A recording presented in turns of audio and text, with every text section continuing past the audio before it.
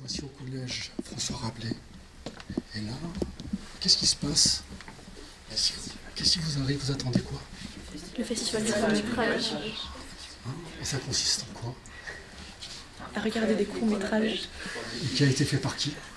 Par nous. On va voir ça, allez-y.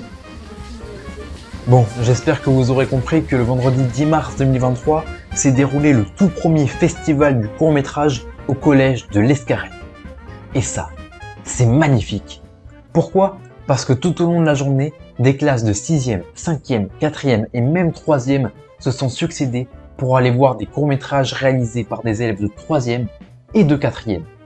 Et est-ce que ça vous intéresse de savoir ce qu'en a pensé le public? Oui? Alors je vous propose d'aller les interviewer. Bonjour, alors qu'avez-vous pensé du festival? Je pensais que c'était bien fait, bien réussi. C'était très bien. Ils jouent très bien.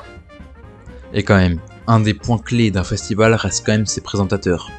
Et là, nous avons eu une très belle équipe qui d'ailleurs ont été si bons que je vais carrément leur laisser la parole. Les courts-métrages que vous allez voir, ce sont des courts-métrages qui sont faits avec des professionnels, donc David Eruki et Coco, lors de notre stage à Cannes. C'est aussi des courts-métrages qui ont été faits dans nos chambres, c'est-à-dire sans les professionnels, donc il y a 6 films, mais aussi des courts-métrages qui ont été faits dans un cadre d'EMC. Bon, on parle toujours du festival, mais maintenant je vous propose d'interviewer les acteurs des courts-métrages. Bonjour Maëlys, alors comment as-tu fait pour jouer le rôle d'une fille qui tombe amoureuse? Moi, dans la vraie vie, j'ai rien pour Kylian, mais du coup, dans le film, il faut faire paraître des sentiments. Oui. Et c'est ça, c'est compliqué à jouer, mais c'est quand même très intéressant à voir.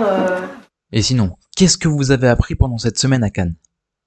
On a appris par exemple des choses qu'on ne savait pas sur les caméras, comme un stabilisateur. Enfin, moi, je ne savais pas ce que c'était. On a aussi appris un peu de montage avec lui. D'ailleurs, quand Axel dit lui, il veut en fait parler du réalisateur qui nous a aidés tout au long de notre semaine à Cannes. Et cette personne est nulle autre que... David Eruki. On travaille avec lui depuis 8 ans. La plupart du temps, moi je suis intervenant audiovisuel, je fais faire des films. Que ce soit en centre de loisirs ou dans des écoles. Moi j'aime bien toutes les interventions que je fais.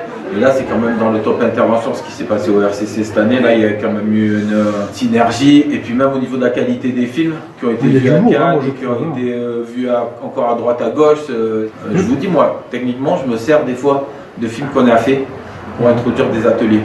Et de ce coup-là, ça décrispe directement les jeunes. Mais c'est pas un truc daté, ça, non, je dis c'est comme vous, mais l'année dernière. Après là, vous voyez des films qui sont retombés sur leurs pattes au dernier moment quand même.